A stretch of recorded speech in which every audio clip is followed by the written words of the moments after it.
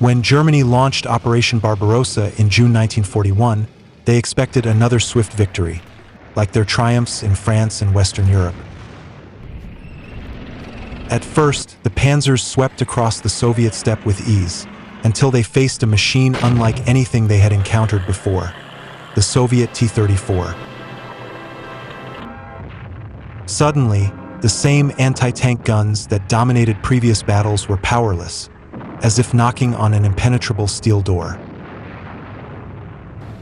Faced with this armored beast, Germany was forced to rethink its strategy, innovate, and adapt to survive. In this video, we'll uncover how Germany recovered from the shock of the T-34 and the methods they devised to bring down this seemingly unstoppable war machine. But first, a quick word from our sponsor, Call of War. Imagine leading your own country during the chaos of World War II, just like the commanders in today's video. With Call of War, a free online PvP strategy game, you can rewrite history. Take control of a real nation, build your army with tanks, planes, and even secret weapons like nuclear bombs, and face off against up to 100 players in real-time battles. Will you declare war on your neighbors or forge powerful alliances? The choice is yours. What I love about Call of War is the long-term strategy. It's a test of wits and patience, as games can last for weeks. Plus, you can seamlessly play on both PC and mobile with the same account. Click the link in the description to claim an exclusive gift, 13,000 gold and 1 month of premium, free for 30 days only. Don't miss out. Start your campaign now. Now back to the video. Tank design is an unending arms race, not just against current enemy tanks, but also against those yet to come. No tank can remain unmatched indefinitely. Even the most heavily armored vehicle with the most powerful gun will eventually encounter a weapon capable of piercing its defenses, or an opponent it cannot overcome. And if technology falls short, the enemy will develop innovative tactics to exploit weaknesses. This was precisely the case with the legendary T-34, which the Germans encountered during the summer of 1941. By mid-1941, the Germans were no strangers to dealing with so-called invincible tanks. Their early encounters with heavy French and British tanks, such as the Matildas in France and North Africa, had already shown that tactical ingenuity could overcome technological disadvantages. On paper, the Matildas seemed unstoppable, but poor British coordination told a different story on the battlefield. Tanks advanced without proper organization or infantry support due to communication failures. While the German 37mm pack struggled against the Matilda's thick armor, other weapons stepped in to turn the tide. Some Matildas fell victim to 88mm Flak guns, which tore through their armor with ease. Others were immobilized by field artillery, forcing their crews to abandon them. When British infantry finally arrived, it was too late. They couldn't hold the ground without tank support, leaving the stranded vehicles behind. This encounter demonstrated that even the most formidable tanks could be neutralized with the right tactics and coordination, a lesson the Germans would soon apply against the T-34. The German army's first encounters with the T-34 mirrored their earlier experiences with the Matilda tanks in some ways, but left a far more lasting impression. German tank ace Otto Carius recalled his first meeting with these Soviet beasts in July 1941, describing it as a game-changer. The Russians showed up for the first time with their T-34s. The surprise was complete. How was it possible that those at the top hadn't known about the existence of this superior tank?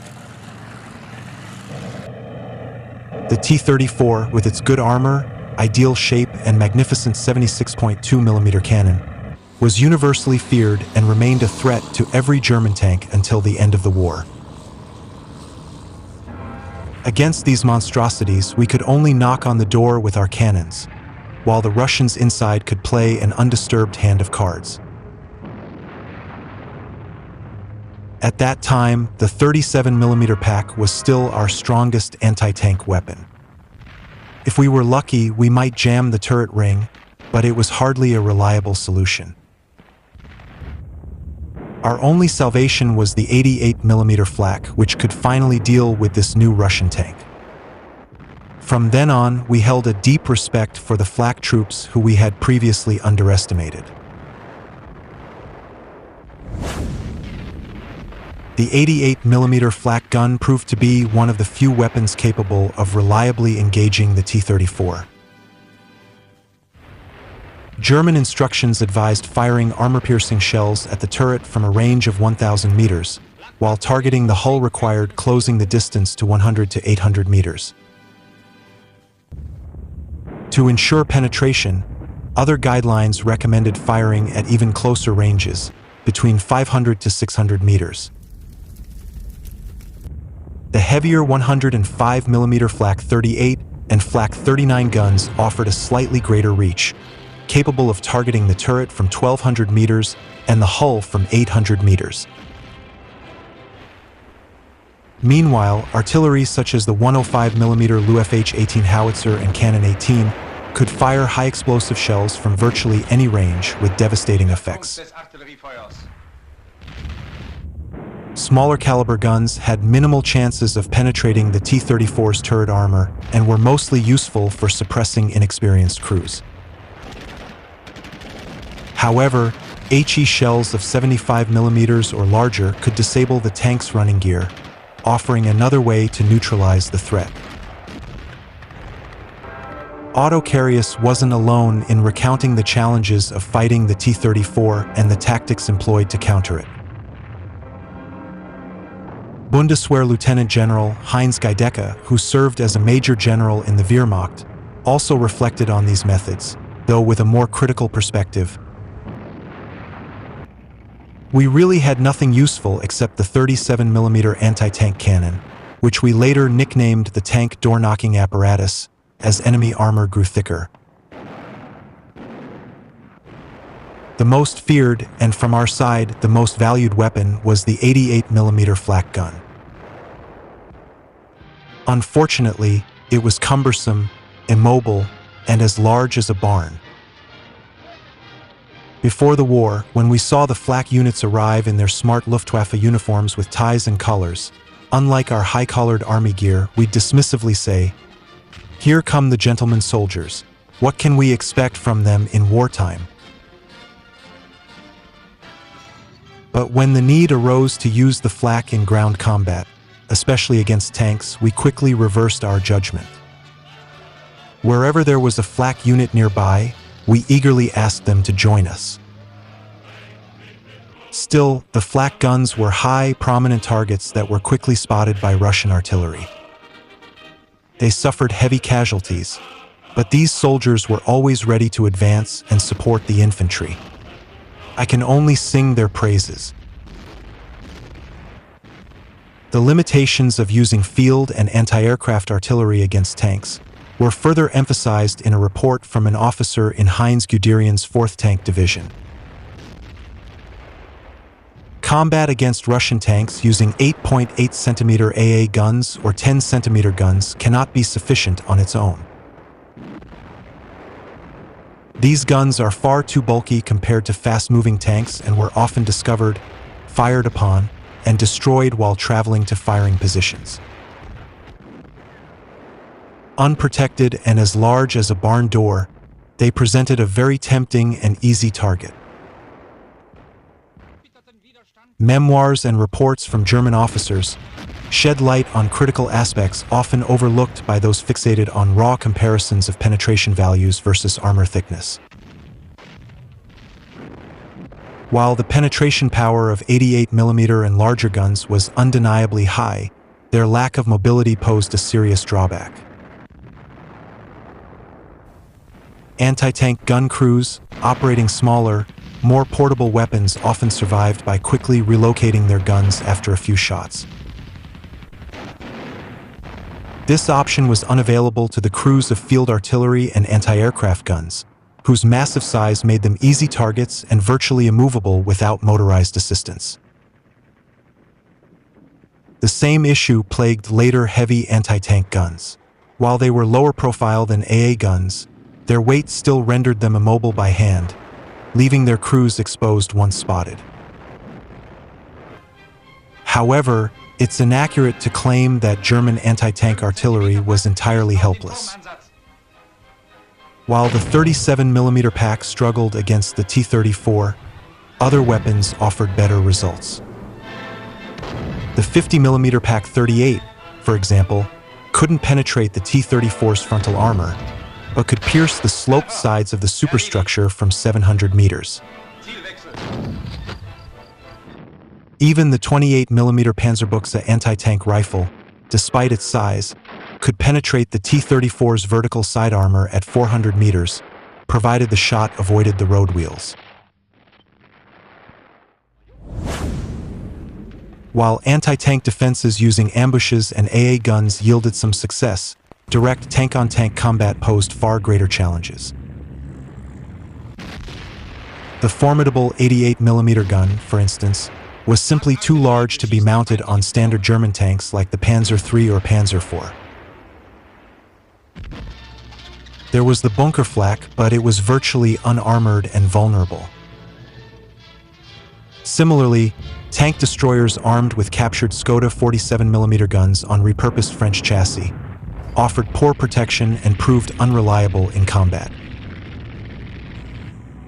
Deploying towed guns during tank battles often resulted in devastating losses, as their crews lacked the mobility to reposition under fire. This left the Germans with limited tank armament options.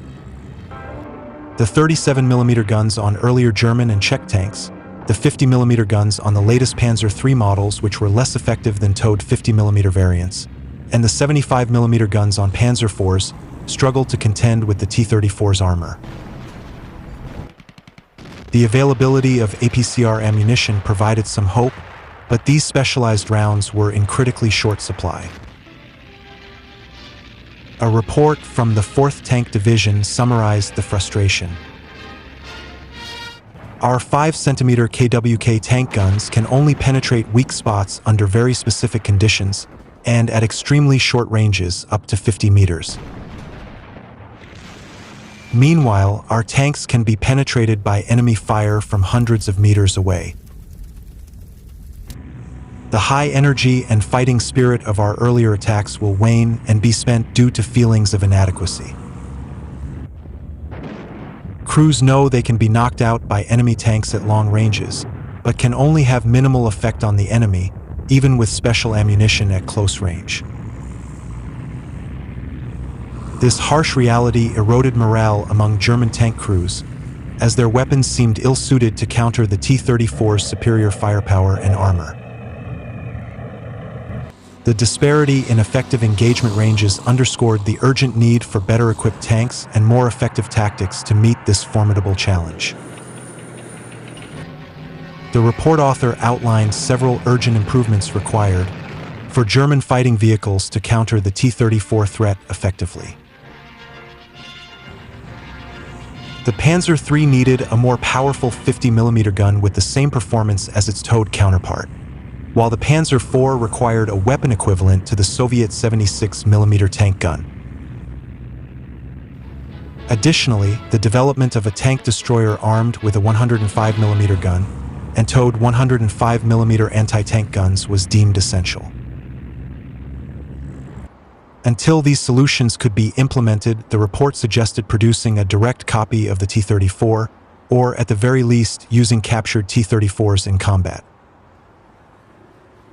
While waiting for these improvements, the Germans had to rely on tactical ingenuity to combat the superior Soviet tanks. Engaging T-34s head-on was suicidal, as they could effectively fire from ranges of 1,000 to 2,000 meters, often from hull-down or entrenched positions. Flanking them was equally challenging due to the T-34's superior speed and mobility. Since the only viable method to penetrate the T-34 was from the side and at close range, the Germans developed the following tactics. 3 Panzer IIIs would engage the T-34 head-on, either from hull-down positions or by maintaining constant movement to make targeting more difficult. While the T-34 was distracted, 2 additional Panzer IIIs would use cover to flank the enemy, attacking from the sides or rear at close range. They would fire Panzergranate 40 rounds aimed at weak points on the T-34's armor. If a Panzer IV was available, it would engage the T-34 from the front, deploying a smokescreen to obscure its view and cover the flanking tank's approach. This tactic could also confuse the enemy, who might mistake the smoke for chemical weapons and withdraw. The Germans also exploited the T-34's design flaws. With the commander doubling as the gunner and limited vision from the tank, the T-34 struggled with situational awareness. German tanks' commanders' cupolas provided superior battlefield visibility, an advantage they used to great effect. Ironically, these same tactics were adopted by the Red Army 2 years later. In those engagements, it was the T-34's turn to distract Tigers from the front, while an ally targeted their vulnerable flanks at close range. When faced with T-34 tanks, even the inadequate door knockers and short-barreled tank guns were often unavailable. Unlike the late-war Panzerfaust, which gave infantry a fighting chance at close range, early encounters forced German soldiers to rely on creative tactics in open fields, with little more than small arms. Infantry were equipped with armor-piercing bullets, such as the SMKH rounds, designed with a hardened core. Riflemen were issued 10 rounds each, while machine gunners carried 100 rounds. Under the direction of their section leader, riflemen engaged tanks from up to 400 meters, and machine gunners from up to 1,000 meters, aiming for weak points like hatches and vision slits. This tactic didn't destroy tanks but had a critical purpose, blinding the enemy crew and forcing commanders to retreat into the safety of their tanks, reducing their situational awareness and effectiveness on the battlefield. German training emphasized one critical truth: tanks are inherently blind, even with fully functional observation devices. To instill confidence and reduce fear of tanks, infantrymen were trained by sitting inside a tank to experience firsthand its limited visibility. This hands-on approach was supplemented by detailed manuals on engaging T-34 tanks. These manuals featured diagrams illustrating the limited vision range of the tank's various observation devices, such as the driver's viewport, hull gunner's sight, and the commander's periscopes and telescopic sights. They also identified dead zones in the T-34's armament coverage. For example, infantrymen were safe from the tank's main gun and machine gun if they were within 19 meters of the front or 40 meters from the rear. They were even safer from personal weapons at closer ranges, within 5 meters in the front or 8 meters in the rear. German troops, like their Soviet counterparts, were trained to utilize cover and concealment.